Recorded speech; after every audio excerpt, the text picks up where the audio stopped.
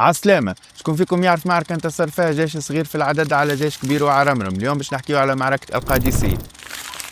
وقت خلافة سيدنا عمر بن الخطاب وتحديدا سنة 15 هجري 636 ميلادي، توجه جيش من المسلمين بقيادة الصحابي سعد بن أبي وقاص لمحاربة الفرس. من وقت حياة الرسول صلى الله عليه وسلم كانوا المسلمين يبعثوا الرسل لملوك الفرس لدعوتهم للإسلام، لكن الدعوات هذه كانت ترجع بالسخرية والاستهزاء والتهديد بالحرب. الفرس وحدوا صفوفهم وشكلوا جيش كبير، تقول التقديرات التاريخية أن وصل ل 200 ألف جندي و30 في الحرب، وقيادة الجيش كانت للجنرال رستم المعروف بقوته وذكائه. المعركة وقعت في القادسية موجودة حاليا في العراق، وجيش المسلمين كان بين 20,000 ولا 40,000. قبل انطلاق المعركة كان فما مفاوضات، وسيدنا سعد اقترح على الفرس إما الإسلام أو الجزية أو الحرب. وأمام فشل المفاوضات انطلقت الحرب اللي تعتبر من أشرس وأقوى الحروب اللي خاضتها الجيوش الإسلامية. الحرب قعدت 4 أيام وانطلقت بتكبيرات سيدنا سعد اللي كان مريض. النهار الأول كانت الغلبة لجيش الفرس، والأفيال تعبت المسلمين برشا وما لقاو لهمش حتى حل. النهار الثاني جاء المدد للمسلمين بقيادة القعقاع اللي قال عليه سيدنا عمر بن الخطاب: لا يهزم جيشا فيه القعقاع. القعقاع جاب مع 6000 فارس، وكانوا كل 1000 يدخلوا وحدهم باش يوهم الفرس انه العدد كبير ويحفز المسلمين على القتال. القعقاع عمل الفرق على ارض المعركه، والمسلمين نجموا يفكوا خيوط الافيال اللي فقدت قوتها. المعركه تواصلت اليوم الثالث والرابع، وبموت قائد الفرس رستم انتهت الحرب بانتصار كبير للمسلمين اللي لحقوا بجنود الفرس الهاربين وقتلوا منهم الالاف واسروا الباقي. معركه القادسيه تعتبر من المعارك الفاصله في التاريخ الاسلامي اللي مهدت لانتشار الاسلام في بلاد العراق وبلاد فارس.